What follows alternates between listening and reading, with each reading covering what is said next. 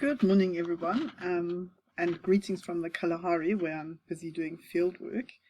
I wish I could be presenting in person today, but I look forward to receiving your questions and comments in the WhatsApp chat. Before I get started, I'm Susie Vetter from Rhodes University, and these are my co-authors, Sally Archibald from Wits, Kyle Dexter, whose talk you would have just heard from Edinburgh University, Vera De Calva from Namibian University of Science and Technology, and Kath Smart, who now is at FTON and who I believe is in the audience with you. Today I'll present what are still not quite final findings from a project we've been busy with over the last year or two to try and identify where in Africa dry forests and thickets are found and whether they form a cohesive biome similar to what Carl would have been shown you for South America. Given this audience, I thought I would focus on our subtropical thicket here in the Eastern Cape and whether our analyses and other evidence show it to be part of an Africa-wide dry tropical biome. And that obviously raises the question of what we mean by biome. The original way of defining biomes was based on climate and has largely gone out of fashion, although strong correlations between climate zones and biomes do exist, including between our subtropical thicket and its distinct semi-arid climate at the transition between summer and winter rainfall. But biomes are made up of vegetation, so current definitions emphasize the attributes of the plants that make them up, and particularly vegetation structure and growth form dominance. But also more recent work has emphasized that closely related to vegetation structure and climate are other ecological processes that distinguish biome.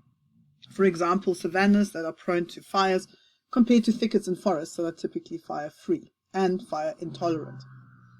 And lastly, while biomes are generally defined by structure and function, such that rainforests with similar structure and ecological processes can exist on different continents but be made up of completely different floras, we are also interested in what the floristic relationships are between and within biomes, as these can shed light on the evolutionary history of our vegetation.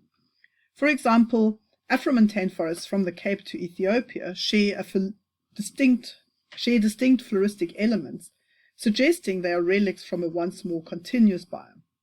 And in South America, as Carl has shown you, the savanna flora is floristically closer to that of the moist than to the dry forests, showing that savanna plants in South America have evolved from moist forest ancestors.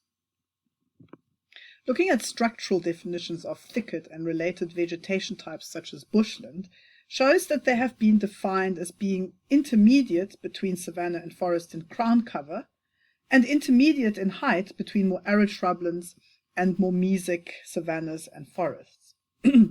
But this structural definition lumps together quite a diversity of vegetation types, from thicket clump savanna, like this one shown at the top from Uganda, to dense woody vegetation of intermediate height, like these arid acacia comifera bushlands in the Horn of Africa, to almost forest-like tangled vegetation that, in this case, is from thicket clumps in Ghana, but also resembles our more mesic thickets here in the Eastern Cape. But it's worth noting that closed canopy vegetation can be found across tropical Africa, even at low rainfall, as shown by this graph of the probability of an ecosystem being an open, grassy, savanna-type ecosystem, which even at intermediate rainfall doesn't exceed 80%. So closed canopy formations like thicket or forest are possible even at low rainfall, provided that the rates of the processes that lead to tree establishment and canopy closure aren't exceeded by the rates of the opposite processes that prevent it, such as fire or browsing or seedling establishment bottlenecks. Looking at White's vegetation map, we see several areas that he classified as either thicket or thicket mosaics. And these include several that we now recognize or classify as savannas, such as the arid savannas in the Horn of Africa and Namibia, that can have dense thickets of usually a small number of acacias or similar short trees and shrubs. But at the bottom you see an Angolan mosaic of Miombo thickets and grassland, so that would be here on the map, and that is also today classified as savanna. but others are either clumps or expanses of what we would call thicket vegetation that doesn't have a grassy layer and often has a distinct succulent element, including the spiny thickets of Madagascar, our own succulent thicket in the Eastern Cape, and these thicket clump communities that you see at the top that are common in the Rift Valley. And these latter seem to have more than a passing resemblance to South African thickets in both their structure and some characteristic taxa, such as euphorbias and sansevieria, and the fact that they are fire intolerant, although often in a matrix of fire-prone grassy vegetation. So could these, along with ours and other African thicket types, perhaps be remnants of the dry tropical vegetation that existed before the spread of savannas? Certainly looking at the description of these East African thickets brings up many features familiar to those of us who live and work in Eastern Cape thickets.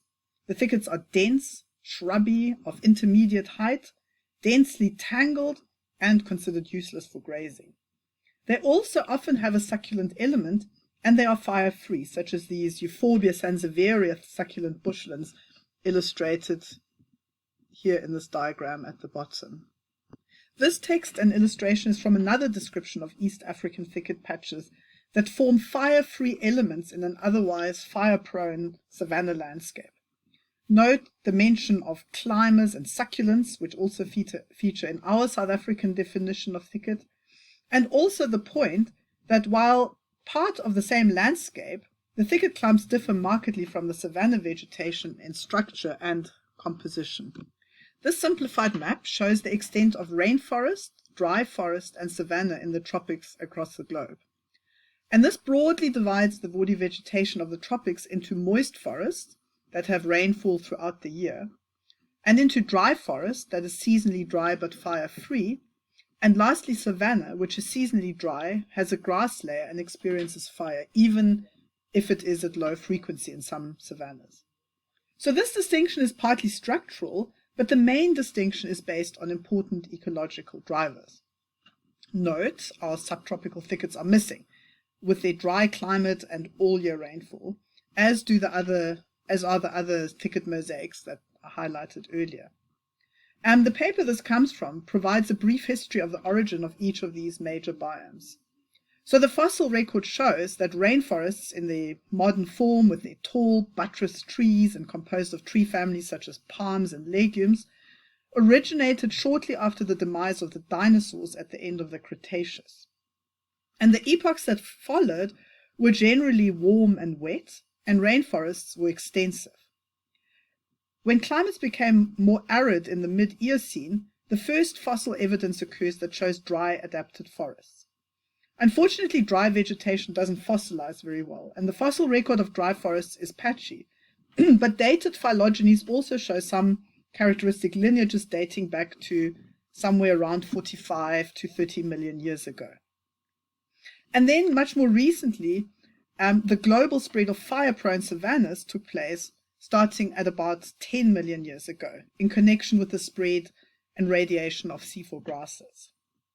This is all highly simplified, but what it implies is that the savannas that now dominate so much of the African continent are relatively young and would have replaced large expanses of moist and dry forest.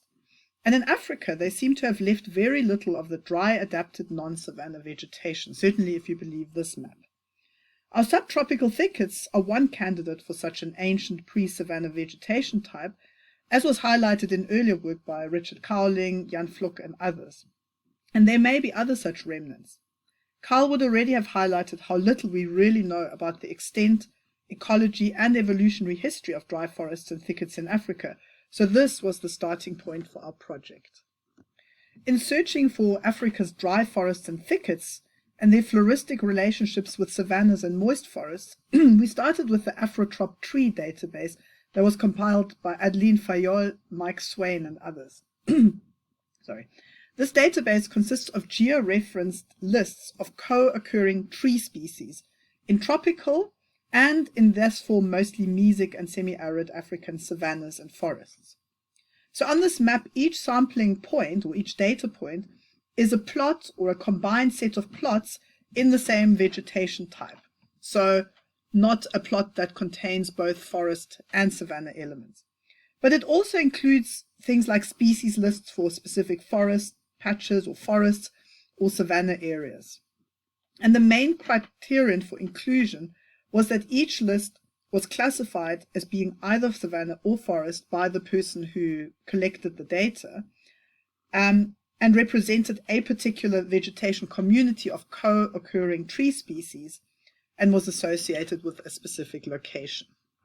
So we extended this database by adding a few hundred more plots, focusing on more arid vegetation and more vegetation from South Africa, Namibia, and Angola.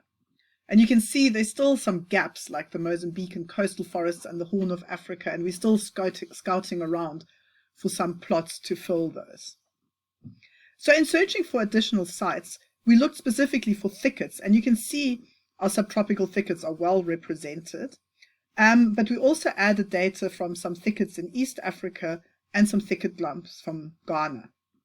We also added a whole lot of more arid savannas and forests from Southern Africa. The brown dots on this map were an attempt to show drier forests as opposed to rainforests, but this didn't prove to be floristically meaningful, so this won't be used in the final analysis. So then we performed a clustering analysis based on tree species composition. And this is still not quite final. So we're still scouting for a few more forest and thicket plots, and we still need to do some checking and refining. But here are the results that we have at this stage. And we cut this into 9 clusters that I will run through in the next slides. So the first split separates the non-tropical South African sites from most of the rest. And there are 2 quite well separated clusters, one of which is mostly forests and a few savannas and a couple of thickets associated with the South African escarpment and the coastal belt. And the second cluster, is our subtropical thicket, with a few savanna sites that would appear to contain thicket elements. And we haven't yet had a chance to figure out what they are and what those elements might be. I'll give you a few seconds to savor this moment. I know this is the result of most interest to the Thicket Forum, and it speaks to the floristic distinctness and related conservation value of our biome. The next 2 clusters are Southern African savannas, divided between the arid savannas and shrublands of Namibia and Botswana in cluster 3, and the majority of South African savannas and a few others scattered around Zimbabwe and Malawi. The next set of clusters contains 2 wet forest clusters, the Congolian and Guinean rainforests, that have a comparatively high degree of floristic similarity. And then there's a rather disparate looking collection of vegetation types, mostly from East Africa, from the Rift Valley going from Ethiopia all the way to the Great Lakes region, and it seems to contain the coastal forests going all the way down to Maputo land. Remember, we don't have sites for the Mozambican coastal forests, and we'll still put some in.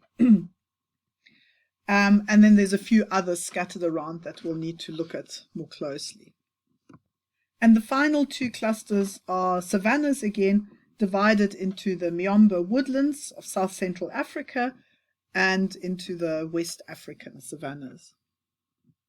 So overall, our clusters agree to a fair extent with Peter Linder's phytogeographical regions based on distributions of plant species at degrees squared, shown in the color map and also the clusters at the top. Our analysis didn't include the Cape Floristic region and the Karoo Namib, and remember, we only included trees. But our analysis suggests that our Eastern Cape thickets are quite distinct from the South African forest and savanna woody floras, and Linder has this area as floristically part of the broader Cape phytogeographical region. And I think if we included succulents and herbaceous plants, this pattern would probably be reinforced. So to conclude, our Eastern Cape thickets are floristically distinct, not only from African tropical vegetation, including those thickets we found further north, but also from South African forests and savannas, probably reflecting some strong Cape ties. Previous work has, however, shown that some old lineages, like the cycads, are shared with other vegetation types in Africa. And I think there's still the tantalizing possibility of some shared evolutionary history with other African thicket elements. even if their modern floras have diverged in the age of savannas, fire, and bovid herbivores, all of which revolutionized African ecology in various stages from about 15 million years ago. And they're also likely ecological analogues in Africa and elsewhere. Other closed canopy vegetation that grows at low rainfall, under hot temperatures, on fertile soils, and doesn't have fire, and often contains a significant succulent element. Compared to moist forests and more recently savannas, dry forests and thickets across the world, but especially in Africa, remain far less well studied, and their high floristic and functional diversity is still underappreciated both locally and internationally. The dry forests of the tropics also share another unfortunate characteristic with our thicket. Many of them are heavily transformed and fragmented by agriculture because very often of their fertile soils, especially where irrigation is possible. Some, like the Brazilian caatinga, are also heavily impacted by high human populations and goat browsing. So yes, our thicket is floristically unique, but most dry forests are, and there's value in joining a global community of ecologists interested in their evolution, ecology, and conservation. And in Africa, we're only just beginning to work out what and where these vegetation types are, what their affinities with forests and savannas are, and whether they are part of a pre-savanna, fire-intolerant, seasonally dry vegetation that would have been more extensive across Africa. So I would argue that thicket can and probably should be considered as part of a global dry tropical biome, and there's lots of scope for exchange and collaboration in understanding its ecology and evolution and championing its conservation. Thanks very much for your attention, and I look forward to your comments and questions in the WhatsApp chat. Have a great Thicket Forum.